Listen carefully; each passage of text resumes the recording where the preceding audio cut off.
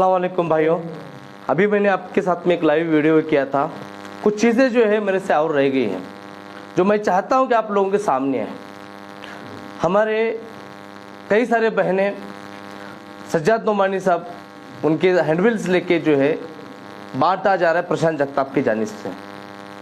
आपको पता होगा कि कल परसों नितेश राणे ने एक वीडियो बनाया जिसमें वो कमबख्त ये बोलता है कि ये मौलाना लोग आतंकी जिहादी, इनके दाढ़ी पकड़ के इनको हम दिखाएंगे मार के कि किस तरीके से जो है ना हम लोग सबक सिखा सकते हैं। हमारे उलमाओं के बारे में तुमको जब जरूरत पड़ती है तुम हैंडबिल बंटवाते हो, और वही हैंडबिल जो है आज कई सारे जगह पे उलमाओं के ये गटर में, रास्ते पे और गंदी जगह पे, जब बाथरूम है, सार्वजनिक टॉयलेट है, वहां पे गिरे हुए। ये बेहुरमती है। उसके साथ साथ आप सोचिए कि जो हमारे उलमाओं को जिहादी बोले, आतंकी बोले, उसके बारे में टाइम नहीं है प्रशांत जगताप के पास जाके कंप्लेंट करने के लिए। पर टाइम है, दो बैठेंगे वो पुलिस स्टेशन में जाके अजहर तांबुली को है, उसके खिलाफ कंप्लेंट करना है, उस पर कार्रवाई करना है या उसको अरेस्ट करवाना है। लेकिन जिन उलमाओं की बेहुरमती हुई, जिन उलमाओं को सज्जाद नोमानी साहब को आतंकी जिहादी बोला गया, उनको दाढ़ी पकड़ के मारने की बात की गई, उसके खिलाफ में मुंह तक नहीं खुलता है। हमारा दर्द यही है, हम यही बोलना चाहते हैं कि इनकी आवाज जो है ना सिर्फ आपके वोटों की है। यही दूध का दूध पानी होता है। क्यों नहीं बोलते ये लोग? हिम्मत है ना? क्यों आपने एक स्टेटमेंट तक नहीं बोला कि गलत बोला जा रहा है उलमाओं के बारे में? आपने एक स्टेटमेंट तक नहीं बोला। सज्जाद नोमानी दामद बरकातहू साहब जैसे शख्सियत की तुम दाढ़ी पकड़ने की बात करते हो?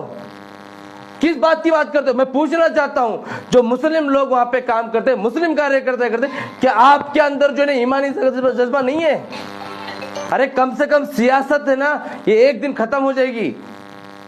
आज 20 तारीख के बाद नहीं रहेगी, लेकिन कम से कम आप सोचिए आप किसके लिए लड़ रहे हो? आज जो तुम्हारे उलमाओं की बेइज्जती कर रहे हैं उसके खिलाफ आवाज नहीं उठती, इनका मुंह तक नहीं खुलता है। ये क्या आपकी आवाज बनेंगे? अब मैं बोलना चाहता हूं कि कोंडवा में से इंशाअल्लाह एक ऐसी आवाज भेजेंगे जो महाराष्ट्र के मुसलमानों की नुमाइंदगी होना चाहिए। और आप लोगों के बीच 20 साल से रहा हूं, लोग आश्वासन देते हम करेंगे वरेंगे। हमारे कई सारे हादसा हो गए यहाँ पे, चाहे वो शेख सल्ला का हो या फिर और मस्जिदों का मसला हो या नबी की शान में गुस्ताखी हो, रामगिरी हो। इनकी हिम्मत नहीं है रामगिरी के खिलाफ बोलने की, हिम्मत के खिलाफ बोलने की, हिम्मत नहीं है मॉब लिंचिंग के खिलाफ बोलने की, इनकी हिम्मत नहीं। राज ठाकरे आके कैंडिडेट मस्जिदों के ताल्लुक से बोला भोंगे निकालेंगे, हमारी सरकार है तो क्या बोला प्रशांत जगताप ने? और एक बात गौर करो, कुछ जगह पे ये बोल रहे हैं उनके कार्यकर्ता कि अगर हमारी सत्ता आती है तो हम लोग जो है मस्जिदों के भोंगे हटाने नहीं देंगे। अरे कितना बेवकूफ बनाओगे तुम?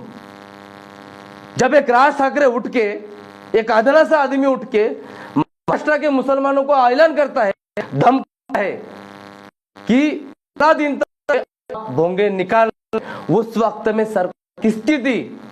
जिसकी तुतारी पुंगी बजाते फिर रहे ना, उन्हीं की सत्ता थी। यही प्रशांत जगताप की सत्ता थी, यही एनसीपी की सत्ता थी, यही कांग्रेस की सत्ता थी, यही उद्धव बाला साहब ठाकरे उनकी सत्ता थी। क्या करे उन लोगों को? जानबूझ के उसको अरेस्ट नहीं किया, जानबूझ के उसको भाषण देने लगाया ताकि मुसलमान डरे रहे। भाई और बहनों समझिए, वक्त आया है, कोई आने वाला चाहकर भी आना चाहिए। उनको फिक्र है अपनी कुर्सी की और समाज होने की। में रहते तो हम लोग से काम नहीं कर सकता। हमारा है ठीक है, नहीं कर सकता, कम से कम मुस्लिम एक जीत के आ सकता है। ऐसे अगर मध्य है वहां पे एक को दो, क्यों आपके पेट में दर्द हो रहा है? क्यों आप जाके हमारे रिश्तेदारों को डर रहे हो? क्यों हम आपको हर तरीके से रोकने की कोशिश करते हैं? क्यों आपको हमको हमारे लिए पुलिस स्टेशन गए? क्यों आप सज्जाद नोमानी साहब की जब इतनी ये हो रही थी क्यों पुलिस स्टेशन नहीं गए आप?